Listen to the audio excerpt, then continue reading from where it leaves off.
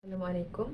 Saya Nur Amin Syamazul binti Muhammad Aziz, nombor matrik BA 221043, pelajar penulisan kreatif, Seksyen 3. Pada kali ini, saya akan mengulas sebuah cerpen yang saya telah pilih dan juga saya baca, iaitu berjudul Tragedi, hasil karya Amil Jaya.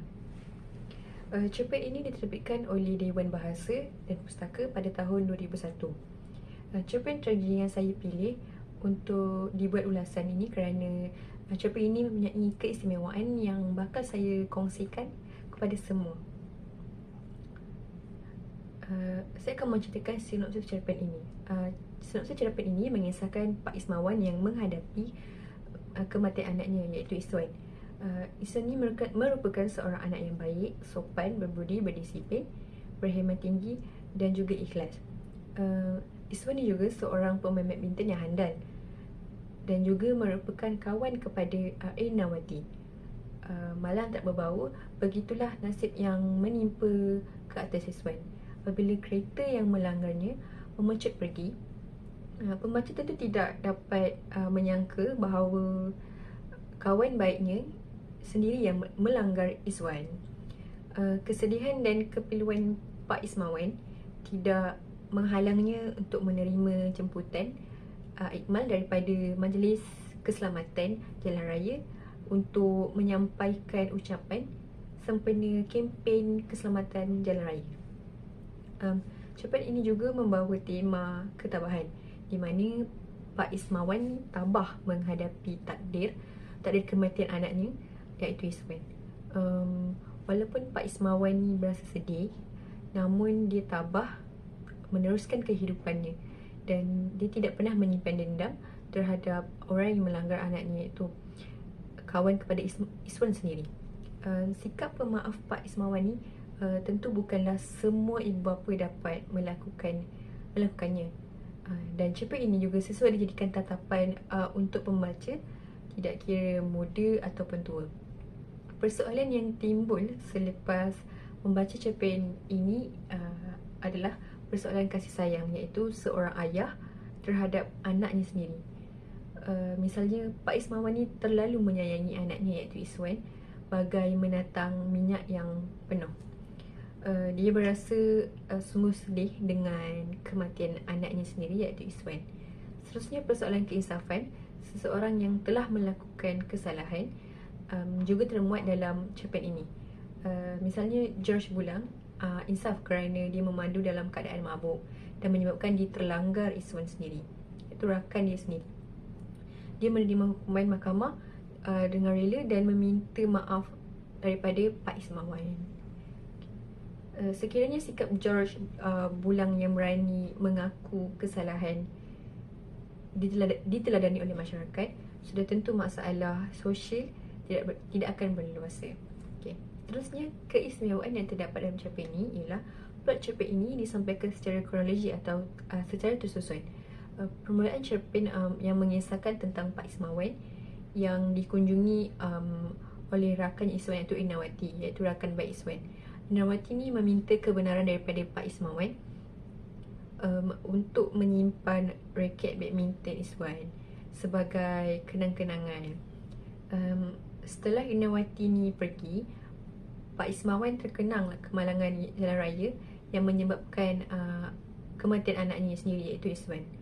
Okay. Klimaks cerpen ini juga menceritakan di mana George Bulang, iaitu rakan Iswan sendiri, sebagai orang yang telah melanggar Iswan, dan Pak Ismawan ni memaafkannya dan menerima takdir kematian Iswan, iaitu anaknya, dengan redha. Cerpen tragedi ini juga telah didukung oleh beberapa watak yang menarik. Misalnya watak utamanya iaitu Pak Ismawan. Perwatakan Pak Ismawan ni menggambarkan watak yang positif secara menyeluruh, iaitu melalui perasaan, keinginan, cara berfikir dan juga cara bertindak. Cerpen ini juga mempunyai beberapa nilai dan pengajaran yang universal. Penonjolan nilai dan pengajaran tersebut telah menghasilkan karya yang berbeza dengan cerpen-cerpen yang lain. Yang pertama, kekayaan nilai ketabahan ditonjolkan menerusi watak Pak Ismawan sendiri. walaupun Ismawan ni berasa sedih atas kematian anaknya iaitu Iswan, namun dia menerimanya dengan hati yang terbuka dan tabah. Seterusnya, nilai mulia seperti kasih sayang diketengahkan melalui watak Pak Ismawan juga. Contohnya, Pak Ismawan ni dia menyayangi anaknya dan berasa sedih atas kematian anaknya iaitu Iswan. Pengajaran dalam cerpen ini, kita mestilah tabah menghadapi segala cabaran dalam kehidupan.